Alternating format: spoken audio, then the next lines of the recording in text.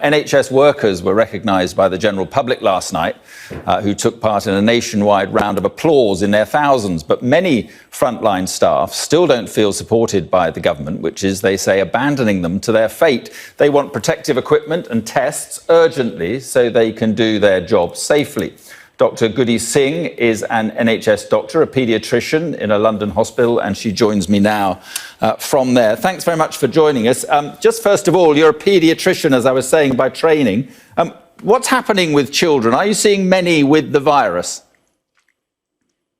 So as a paediatrician, I'm one of the lucky ones because COVID-19 doesn't tend to affect children anywhere near as severely as adults. We have had a few cases, but they haven't been as severe as we're seeing with adult patients. And so, to be honest, I haven't faced the intensity of cases that my colleagues in adult medicine have faced. But I think it's just a matter of time. Hospitals are literally having to reinvent the way that they're working already. All non-urgent care has been cancelled. Clinical areas are being repurposed to be able to deliver critical care. And doctors and nurses like me are being asked to work differently. So we've already been redeployed from our existing roles to be able to concentrate on only the care that's most urgent. But I fully expect that before this crisis is out, I'm going to be asked to treat adult patients with COVID, despite specialising in paediatrics for almost 10 years now. Yeah, but I mean, is it possible? You can understand why they want, everybody to start concentrating on this. Are you happy to do that? Are you happy to be retrained quickly to deal with adult patients and COVID-19? As an NHS worker, I have so much pride in this organisation, and my colleagues and myself, we work really hard day in, day out for the British public, and this is no different. We will continue to do that in the coming weeks. And yes, we are ready to be retrained in order to provide help where it's needed. What is galling about all of this is that we don't feel like we're being supported from the highest levels, and this is particularly when it comes to the issue of personal protective equipment, so PPE. There is a huge amount of anxiety amongst my colleagues around the country, not just in London, about the fact that the NHS is going to be flooded with a tsunami wave of really sick COVID patients very shortly, and we do not have the capacity to deal with it. Not only are we then going to be asked to act outside of our competence level, possibly, definitely outside of our comfort zone, but then to do all of that without proper protective equipment. And to me, that feels like it's too much for us to be asked to do. But the government says it is getting through now. They brought in the military to distribute it. And also, you say let down by government. The Chancellor has said he will spend whatever it takes on the NHS to get this job done, to make sure you can cope. Are you not reassured by that? To be honest, if you're going to prepare for a pandemic, you need to prepare in advance. And to prepare now several weeks into a pandemic and to be throwing money at the problem now, it seems like too little and far too late. I'm not going to go into the issues around whether the public health control measures were adequate in this case. But the fact is that the NHS is going to be inundated with cases that possibly could have been prevented with stricter public health controls earlier. But even over and above that, this government has systematically underfunded and weakened this NHS in previous years, which means that even in the best case scenario, the NHS was never going to be able to step up to this problem. We already have one of the lowest intensive care capacities in Europe. We have some of the fewest acute beds in Europe. And this idea, there's a lot of wartime rhetoric going on right now about being in this all together. But we know, we've had reports just today that the Department of Health rejected high-level medical advice about stockpiling PPE in the event of a pandemic just like this one, because they wanted to save money. And we also know that incompetence has meant that we've missed out on a potential offer for 25,000 life-saving ventilators. Of course, I don't feel reassured.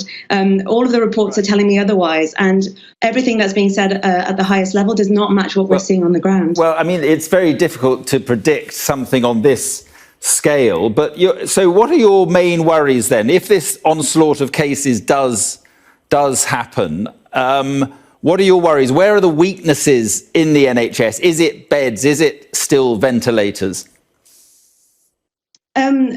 So we can fully expect that this onslaught will happen. We know that we are not any why would we be any different to any of the countries that have gone before us? We can see what's happening in Italy. We can see what's happening in Spain. And the reality is that the NHS has not been prepared in any shape or form for this kind of thing. And what I mean by that is not preparation for a pandemic. What I mean is a strong public health system. So I mean the very basics in terms of having really good basic care and the right number of beds for a population of 65 million people. The fact is that in terms of intensive care capacity, we don't have enough, and we don't have enough staffing to be able to man those beds, even if we did have those beds. And most importantly, at the moment, what is actually perpetuating this epidemic here in the UK is the fact that health workers are still not being tested for this virus. So I could be literally transmitting this disease to any of the patients and parents that I'm seeing in my practice, and contributing to this epidemic. And all of that just means that we have a system that is not actually helping and could possibly be making things worse.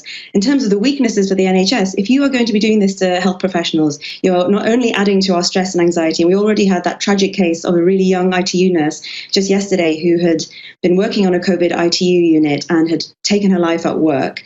So we have that as one thing. But we might well be becoming sick because we're not being protected. And that's just going to leave even bigger gaping holes in a system that is already weakened. Right. So what happens when you have you asked for a test? People are being tested. Have you yourself asked for a test? Have many consultants in the NHS asked for tests, do you know? There are no tests available to health workers. I'm astounded to hear that people like Boris Johnson and Matt Hancock are being tested, but the fact is that health workers are not being tested. And the idea that we're not being tested is just ridiculous. It just doesn't make any sense at all on a public health level. Yeah. Did you say you thought it was okay that they were tested, or you think it's wrong that they were tested and you're not, Boris Johnson and Matt Hancock? I just find it very interesting that they have been tested and clearly tests do exist, but they're not being deployed out to the people who are on the front line and who need to know if they are positive or negative in order to be able to do their job safely. So when you approach what you're going to be asked to do, which is, as you say, you're going to be trained to do something that you're not, or asked to do something that you're not trained to do, do you have fear of that? Are you worried as an individual about that? I mean, naturally, being able to do something new is always going to induce anxiety. Obviously, this is an urgent situation. It's an emergency, and we need to act quickly. There is no question that being repurposed and being redeployed within the NHS is absolutely the right thing to do. And I have no issue with being asked to do things that are not normally within my comfort zone. That said, there is something that adds to all of this, which is the fact that we don't feel like we're being adequately protected when it comes to protecting ourselves from the disease and from the virus. So it's all of this together that just creates this perfect storm. I should say, sorry to interrupt you, but I should just say I have spoken to doctors, in ICUs and A&E units, emergency departments, who say they do have the equipment. So some hospitals obviously are getting the equipment. It's obviously patchy around the country. But I think my last point is some of those doctors also said that the NHS always gets through. It always copes. It somehow manages to cope. Do you think this time that it may not? So first, to address the first issue, I think you're right that the delivery of PPE around the country is patchy. I've been really lucky that I'm in a place which actually is doing everything it can. And, managers are desperately trying to make sure that both staff and patients are part of a safe service. That is absolutely true. This idea that, the NHS will always get through, it only gets through because of the hard work of the people who work in it. To be honest, the NHS has been undermined for year on year in terms of the cuts that have been made to it. The question is whether we're going to make it through this particular crisis. To be honest, again, every year during the winter bed crisis, there's all of this furore around whether the NHS will be able to cope, and we do somehow get through. This is different, though. We have a disease that is deadly and that we don't have the capacity to be able to deal with properly. Now, what does it mean to get through it? I think there will be a high death toll. I think there will be lots of excessive and avoidable deaths as a result of what's happened here. And that, to me, doesn't feel like getting through or a success. To me, that's really heartbreaking as a doctor, because I don't want anyone to come to any harm as a result of failures in the system. OK, Dr. Guddi Singh, we could have carried on for some time, but we have the daily news conference. But thanks very much for joining us. Thank you.